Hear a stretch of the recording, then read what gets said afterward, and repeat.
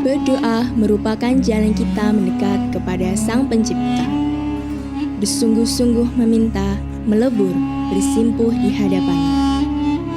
Kita sahur ya, setelah sahur kita sekalian melakukan sholat. Setelah tarawih itu sama tengah malam itu sebelum kita sahur. Nah, tetap kita harus berdoa di bulan puasa, apalagi itu suatu kesempatan yang bagus. Orang-orang mukmin yang melaksanakan puasa, insya Allah doanya tidak akan tertolak oleh Allah Subhanahu wa Ta'ala.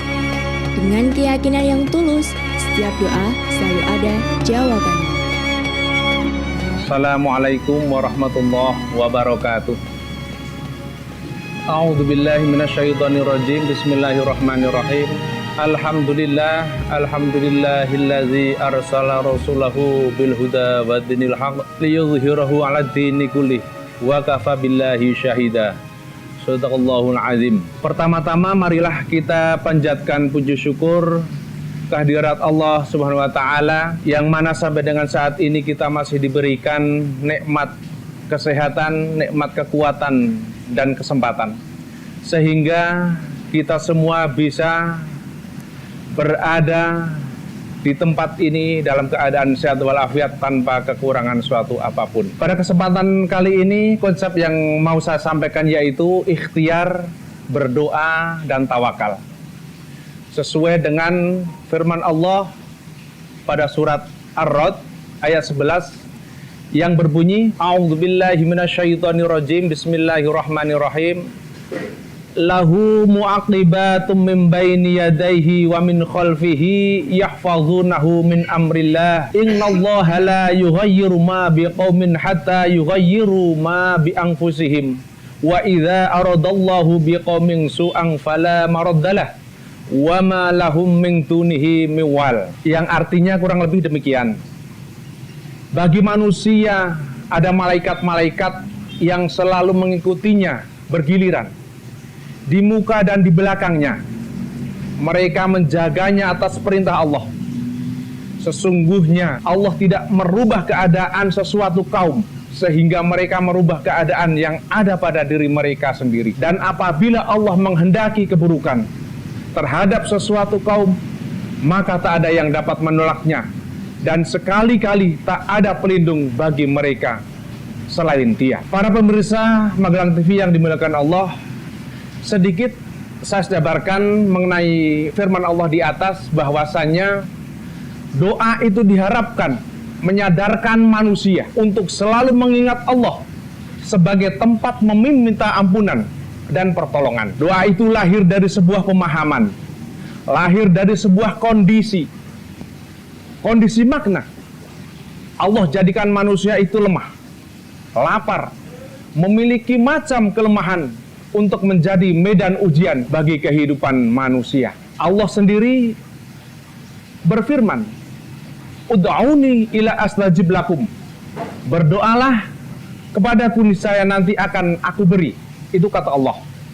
Dan Allah tidak pernah berbohong, tidak pernah tidak menepati janji kepada hamba-hambanya. Tinggal kita sendiri sebagai manusia mau kita berdoa dengan setulus hati kita atau tidak.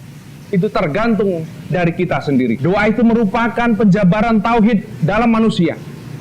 Maka inilah yang menjadikan kita akhirnya faham bahwa doa itu merupakan perkara yang besar. Dia tidak dipandang hanya dari sudut pandang fikih, tetapi dia merupakan bagian dari akidah. Jadi jangan dikira doa itu bagian dari fikih saja. Doa itu termasuk dalam pusaran akidah, di mana akidah merupakan kepercayaan yang harus kita ukir dalam hati kita. Kita harus punya akidah. Percuma saja kalau doa yang kita panjatkan itu tanpa diiringi dengan usaha. Sebagai contoh tadi dikatakan ikhtiar atau usaha kita di dalam berdoa.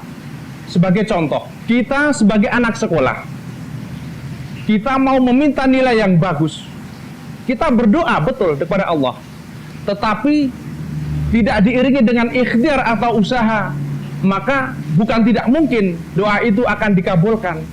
Apa yang kita cita-citakan akan tercapai tidak mungkin.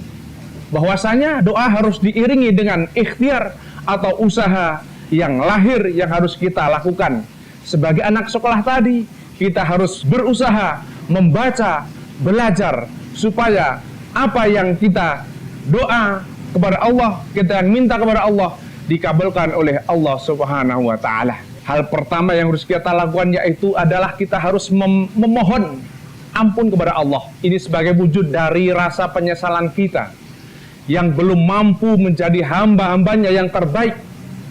Dan ini juga membuktikan wujud penghambaan kita kepadanya dengan memposisikan diri sebagai makhluk Allah, sebagai khalik.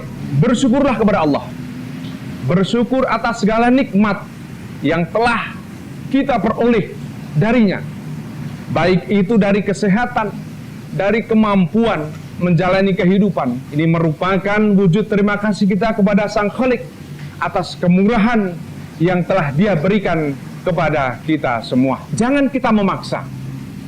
Memaksa dalam artian bahwasanya doa yang harus kita panjatkan kepada Allah hari itu juga, detik itu juga harus kita minta, harus dikabulkan. Itu namanya memaksa. Dikabulkan atau tidak dikabulkan, itu Allah sebagai hak prerogatif untuk memberikan pengabulannya kepada kita sebagai hamba yang meminta. Contoh lagi, ikhtiar kita di dalam kita berdoa. Saya contohkan kita sebagai prajurit TNI contohnya. Agar supaya kita nanti di medan tugas kita berhasil apa yang telah diperintahkan oleh atasan kita untuk menumpas musuh-musuh kita. Tentunya bukan hanya kita berdoa saja, dengan kita bermunajat saja, dengan lesan saja, tidak mungkin. Tentunya kita diiringi dengan latihan-latihan. Bahwasanya kalau di dalam TNI ada istilah, lebih baik mandi keringat di medan latihan daripada mandi darah di medan pertempuran. Itu sebagai wujud implementasi dari doa-doa tadi yang dilahirkan dengan latihan-latihan yang kita lakukan.